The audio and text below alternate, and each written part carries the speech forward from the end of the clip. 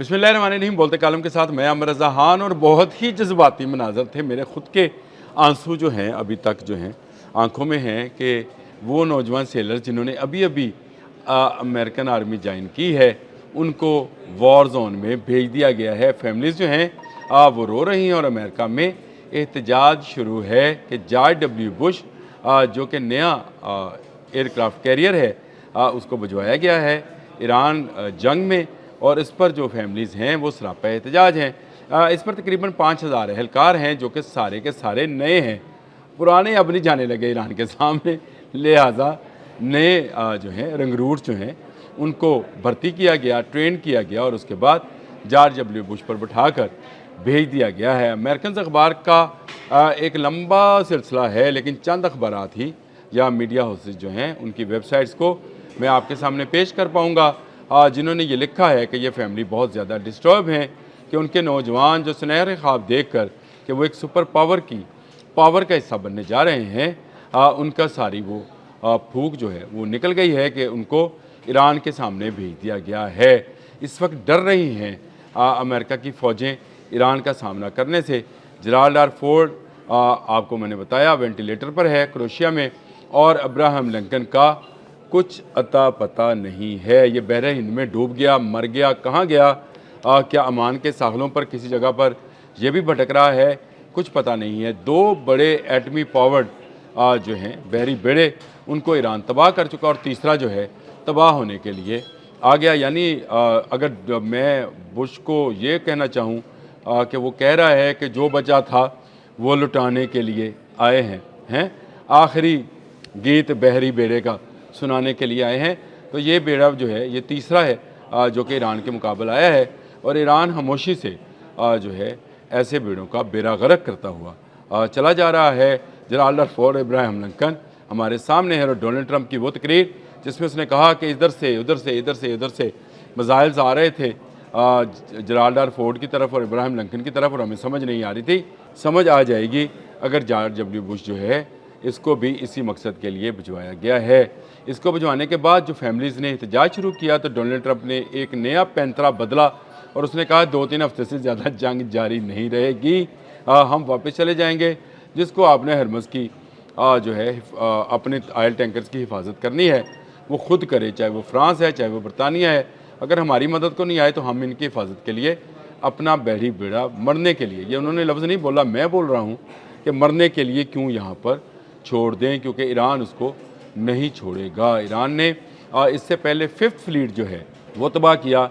आजकल वो जो ऑयल टैंकर्स हैं, चाहे वो कुवैत का दुबई के साहल पर है या बहरीन के साहल पर, कतर के साहल पर कोई नज़र आता है उसको ऑयल टैंकर, उसको भी निशाना बना रहा है।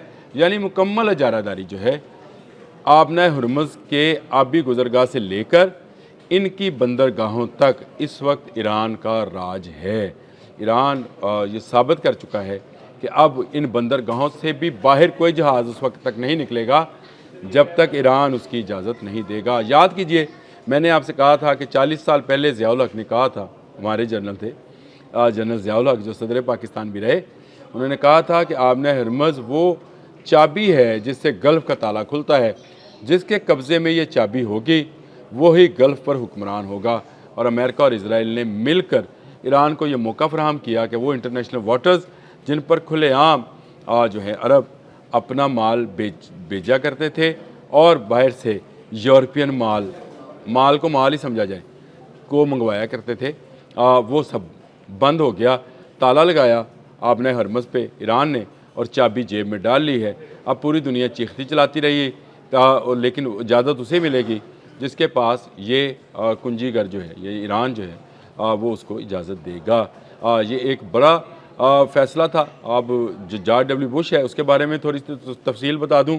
इस पर तकरीबन 5000 सेलर्स हैं जी, और ये एक बड़े जहाज़ों में शामिल होता है, लेकिन ये उतना बड़ा नहीं है जितना इब्राहिम लिंकन और जेराल्ड आर फोर्ड थे उनमें तादाद थी। इसमें अमले के जो अरकान हैं वो 3200 हैं और तकरीबन 2480 जो हैं वो इसकी एयर विंग के एहलकार शामिल हैं। 80 के करीब इस पर जदीद लड़ाका तैयारे मौजूद हैं। इसके अलावा F/A-18 सुपर हार्नेट जो है ये भी इसका हिस्सा है, और AE-18 जी ग्रोलर जो है ये भी इसके حصے میں شامل ہے۔ دفاعی نظام یہ بیرا اسپرو جو ہے اور رولنگ ایئر فریم میزائلز رکھتا ہے، لیکن یہ اتنے جدید میزائلز نہیں ہیں جتنے ابراہم لنکن اور جرالڈ آر فورڈ رکھتے تھے۔ میں صرف اس لیے بتا رہا ہوں کہ یہ تیسرے درجے کا جہاز ہے۔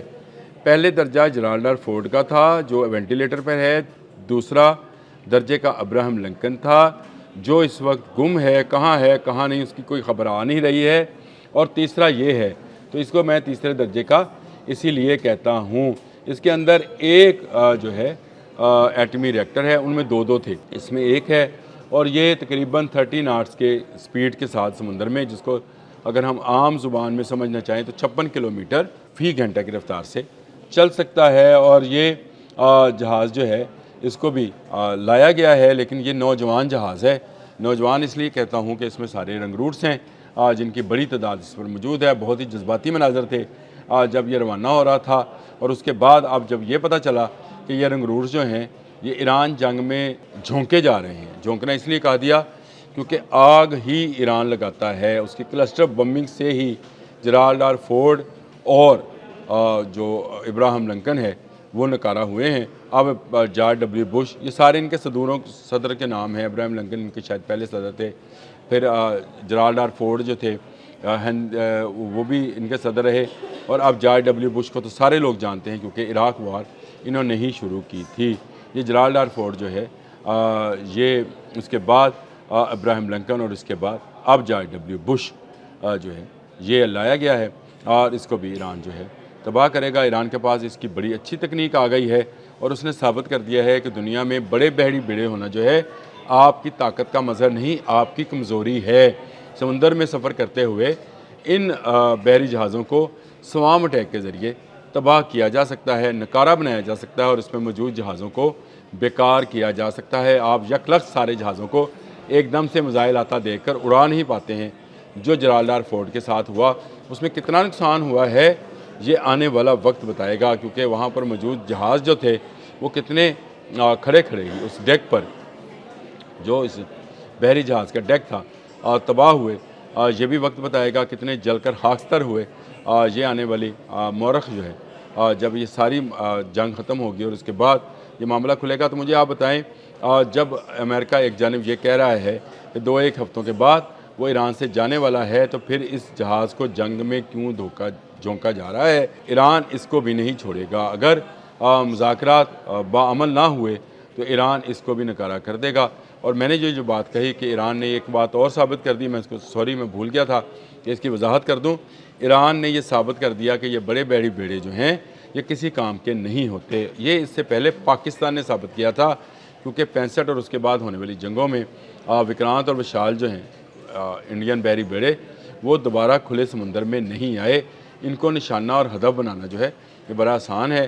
یہ کہنا کہ یہ سمندر پر تیرتا ہوا فوجی اڈہ ہے بہت اچھا لگتا ہے، اور اس فوجی اڈے سے جہاز اڑتے ہوئے اور واپس لینڈ کرتے ہوئے جو ہیں یہ منظر بھی بڑا سہانا لگتا ہے، لیکن اس کے ساتھ ساتھ یہ منظر جو ہے اس بات کی عکاسی کرتا ہے کہ یہ محفوظ ہرگز نہیں ہیں، یہ بلکہ الٹا نقصان ہے۔ آنے والی جنگیں میزائل بردار جنگیں ہوں گی، جہازوں سے اور بحری جہازوں سے یہ جنگیں نہیں لڑی جائیں گی۔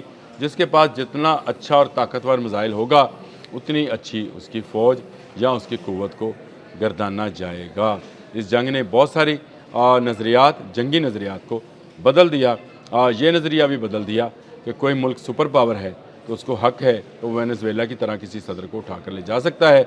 ایران نے اس کو بھی بدل دیا۔ اب تک کے لیے اتنا ہی۔ اللہ حافظ۔